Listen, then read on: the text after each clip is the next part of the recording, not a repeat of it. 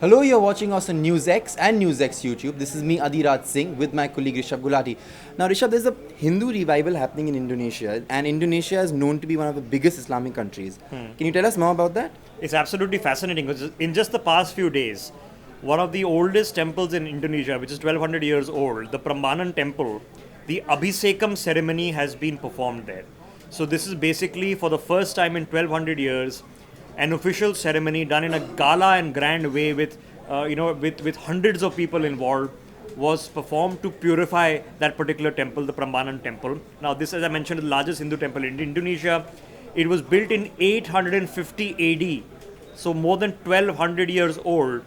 And the dynasty that built it, ironically, for people of a modern day Indian state, should remember this was the Sanjaya dynasty in Indonesia. This was a Hindu dynasty that was around from the time of around the 9th century till about the 10th or 11th centuries AD, all the way in Indonesia. So the Sanjaya dynasty decided that they're going to build one of the grandest temple structures in Southeast Asia. We all know about the grand Buddhist temples of Bali, for example. The Padmanabhan temple here, the Prambanan temple over here, is the grandest, biggest Hindu structure in Indonesia. And now we are seeing a cultural revival that is going on with this event, which has been at least 7-8 decades in the making since the 1950s in Indonesia. So, where exactly is the temple, and could you shed some light on the features of the temple also? What makes it so special? So there's a city called Yogyakarta. Now again, Yogyakarta. Okay. You can just imagine the epistemology of that very name Yogyakarta. So about 17 kilometers from Yogyakarta is where the temple itself, the temple site is situated. Now it is already a UNESCO World Heritage Site. The central dome of the temple is 154 feet high. Okay, there are three principal domes on the temple over there. It was built by a guy called Rakai Pekatan. Okay, now Rakai Pekatan was the ruler at that point of time. Okay, it was expanded in this dynasty by King Lokpala. Again, Lokpala, a very Indic name, and an individual called Beltung Mahasambhu. Okay, these were all rulers of something that was called the Mataram kingdom. Mata Ram, mother of Ram kingdom. Yes. Okay, so this is and this Mataram kingdom was incidentally founded by King Sanjay, right? King Sanjay in all toto. He was the founder of this dynasty. It ruled large parts of Indonesia in and around this area from about the 9th till about the 11th century AD. And this was the time when most of Indonesia was either Hindu or it was Buddhist. So, what happened to the temple after that? Look, around about the 10th century, something took place that the temple was abandoned. Now, there are various theories that there might have been a volcano explosion, there might have been power bases that were shifting. But around the 10th century is where the records go that the temple was abandoned. It was rediscovered in the 1880s by a British explorer called Sir Thomas Raffles. Now he found it, but the problem was as soon as he found it in the 1880s, the first thing that happened was not conservation, the first thing that happened was looting. So it was looted. It was only after Indonesia became a free country under the reign of Sukarno, okay, I'm talking about 1953, when the temple reconstruction began.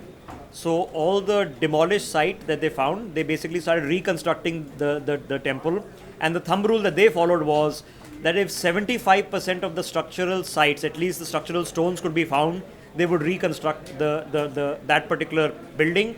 And if it was not 75%, they would not reconstruct it. But luckily the main three domes were reconstructed at that particular point of time. So the temple got reconstructed in 1953. What is the context of it now? Where does the temple stand now? Well, right next to the temple is a massive open air stadium. Okay, in this open air theater, this is where the Ramayana is performed. Okay, and the Ramayana in Indonesia is performed both by Hindus, is performed by Buddhists, is performed even by Muslims of Indonesia who play the parts of the Ramayana. It is not seen, the Ramayana in Indonesia, as a Hindu thing. It's got nothing to do with religion, right? In India, we made Ram about Hindu. In Indonesia, it's not. So there are Muslim performers who come and perform the Ramayana. So every full moon night, the Ramayana, or part of the Ramayana is performed. And of course, every year at the time of Diwali, the Ramayana is performed. There are in this temple about 1 million visitors per year, mostly who come from all over the world. Now, explain the temple site itself. Now, the three main temple domes are called the three Murti, right? So, Vishnu, Brahma, Shiva. Those are the three main temple domes. Then you have the three Vahana temples. The Vahan is basically Garuda, as you know. Then you have Nandi and Hamsa. So it's a massive temple complex that has more than 250 temples. Three main, going to the three principal deities, Brahma, Vishnu, Shiva, the three Vahana temples. Then it has the two Apit temples. The Apit temples are basically in the north and the south. So north of the site and south of the site. Then the four Keliri temples, which are of course north, south, east, west temples. And in between all of this, there are 224 Pervara temples, 224 smaller temples, because in Hinduism there are many avatars, right? So you have the principal deities that have the biggest temples, and the other deities have all these smaller temples. And of course, to the four north, south, east, west, the four geographical points, there are temples dedicated. Now, why is all of this important in the Indian historical context? You know, Adira, just imagine, okay, we're talking about Java, okay? This is 8,000 kilometers away from India. And you're talking about the 8th, 9th century AD. 8,000 kilometers away from India. You know the word Java Dweep, okay, Java Dweep Island. So the island of Java is written off in the Ramayana, okay.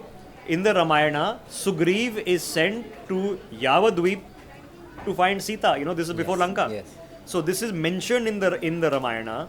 So not only is the Ramayana performed in Indonesia, Indonesia is very much part of the Ramayana. The name Indonesia, now Indo, I mean that's not a coincidence, right? Indus, India, it comes from there. And of course, Nisus means island in Greek. So Indonesia, Indian island. So when the name of the country was given, and this name dates back 300 years, was given, it was Indian island. And now, of course, it's an independent country. Now, as far back as the 9th century I mentioned, there are records in India that people from Yavadvi, people from Indonesia, were studying at the university in Nalanda. So there were students who were coming from Indonesia to study here in mainland India. And moreover, if you study the ancient writings of Indonesia, the first scripts, you know, today we are talking about the first scripts that are being found in Kiladi in Tamil Nadu, right? The first scripts in Indonesia are either Prakrit, Pallav, right, Sanskrit, or Tamil, right? Yes. The original writing of Indonesia was in a large part either Sanskrit or some of the South Indian languages, including Tamil. And you're talking about the Pallav dynasty over here. So all these ancient writings were in Indian languages. So a place called Indian Island, where the original historical writings, the oldest writings, are in Indian languages, which is mentioned in the Ramayana, which performs the Ramayana, which has one of the most beautiful and ancient temples, of which a purification ceremony is now happening. And the importance of that purification ceremony itself is of course crucial. And also, Rishabh, could you shed some light on the kind of people who lived there over the years? Look, take an immediate example, right? We're talking about language. Sukarno was the first, sort of president of Indonesia after independence. Later on, his daughter became president of Indonesia. What was the name of the daughter? Megawati Sukarno Putri, the daughter of Sukarno, Sukarno Putri. How more Sanskrit can you get when the name of your president is a basically Sandhi of Sanskrit? This is the president of Indonesia, right? So in this context, now we're talking about the 9th century, right? So in the 9th century, an inscription or an inscription dating to the 9th century has been recovered from Indonesia. And this talks about the people from Kalinga, okay? It talks about the Pandyas. It talks about people from Kerala. It talks about people coming from Tamil Nadu. It talks about Dravidians. So this is an inscription that is dating back 1200 years that is specifically saying that the people living here are of Dravidian descent, they are of Kerala descent, they are of Pandya descent, Pandya descent, and as well as they are of descendant of Kalinga. Kalinga was, remember, the famous place, yes, where the great battle was fought in Kalinga after, then Ashoka then abandoned violence.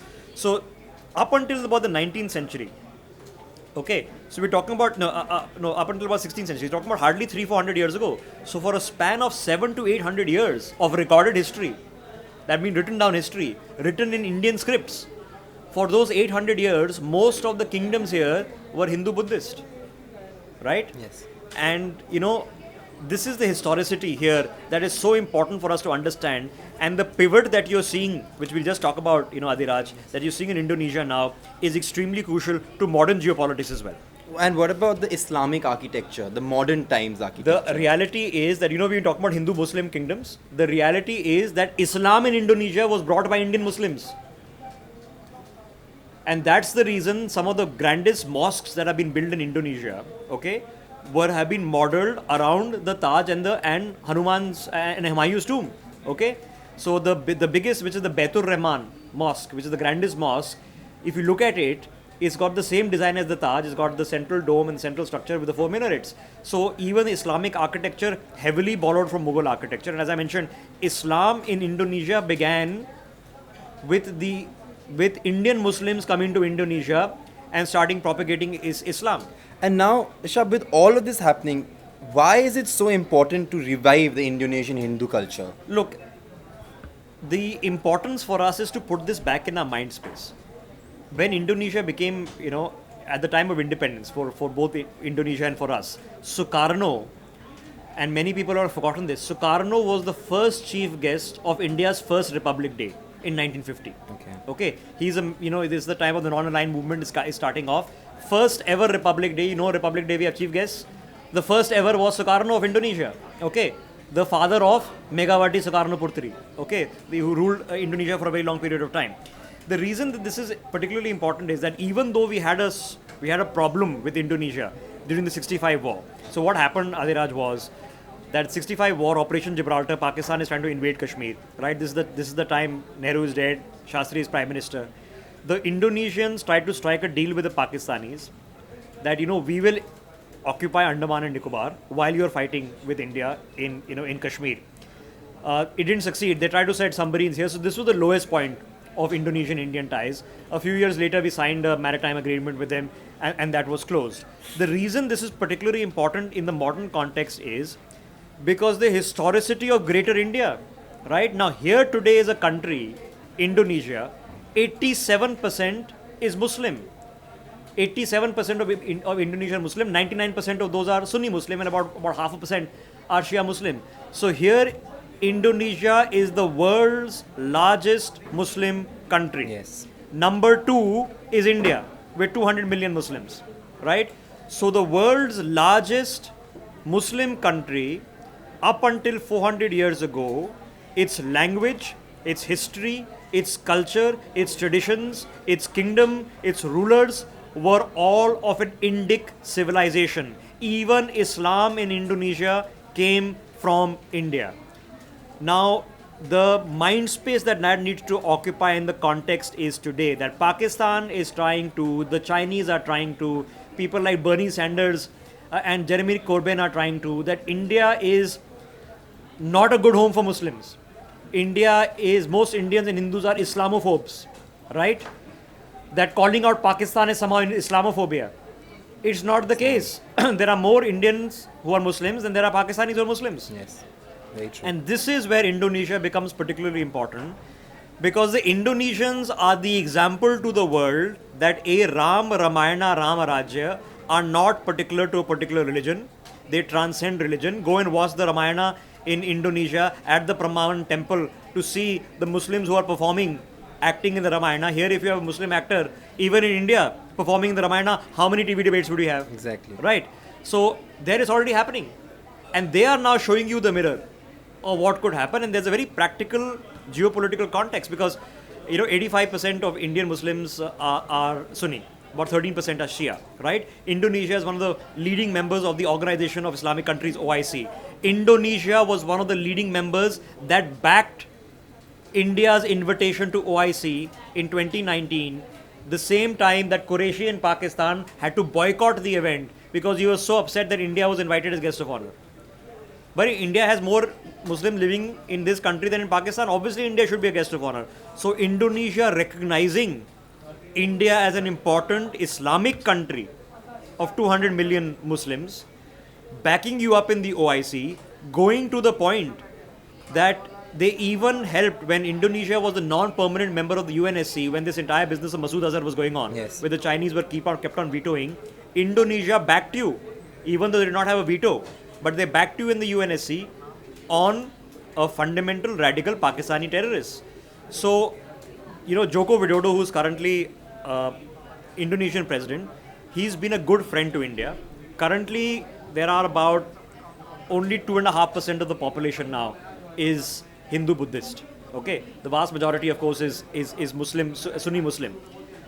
But even though the minority population of Hindus, Muslims is so small, and 77,000 of them are of Tamil speaking. Okay, that even though the religious minority in Indonesia is very small, they are recognizing that number one, India is an important voice in global Islam for obvious reasons that should be obvious to everyone. Now, how do you, as Pakistan, go and tell the world that the world's largest Muslim country embraces Ram, Rajya and Ram? The world's second largest Muslim country is about Ram, Rajya and Ram. But then Pakistan has a problem with Ram, Rajya and Ram, or with Hindus. How do you explain that? You can't explain this. So when you're talking about having a logical, philosophical, moral argument, okay, not an argument of real politics, when you're having a larger cultural argument, that argument fails. Because right now, countries that are inimical to our interests, right, Pakistan, Malaysia, Turkey, they are trying to create this front that India is some sort of Hindu majoritarian regime, that Modi and RSS are some sort of Hindu Nazis, Yes. and there is, a Hindutva plot in the entire world. Pakistan is saying they are Hindu terrorists. LTTE was Hindu terrorists, how they cook that one up when the LTTE leadership was ironically Christian. But the point is, it doesn't matter, terrorists are terrorists. So in this case, the spin that they are giving it, we have to have the ability, through facts, of a counter spin. Here, now, people of the world, look at these photographs of the world's largest Muslim country honoring its oldest and largest Hindu temple, which is 1200 years old, which predates Islam in Indonesia, and doing a gala ceremony to do the Abhisekam. Those pictures itself, Adiraj, send and should be sending a million words across the global community. And telling these stories are so important because in a lot of the mainstream press, for example, here in India, you wouldn't have heard of this. I wouldn't. Right? This should become TV debates. That's why we're doing them on NewsX. These should become conversations. Very true. Because this is the truth, the satya with which you battle, Adiraj, the lies. Thank you so much for watching. Don't forget to like, comment and subscribe. For more such videos, subscribe to the NewsX YouTube channel, hit the bell icon.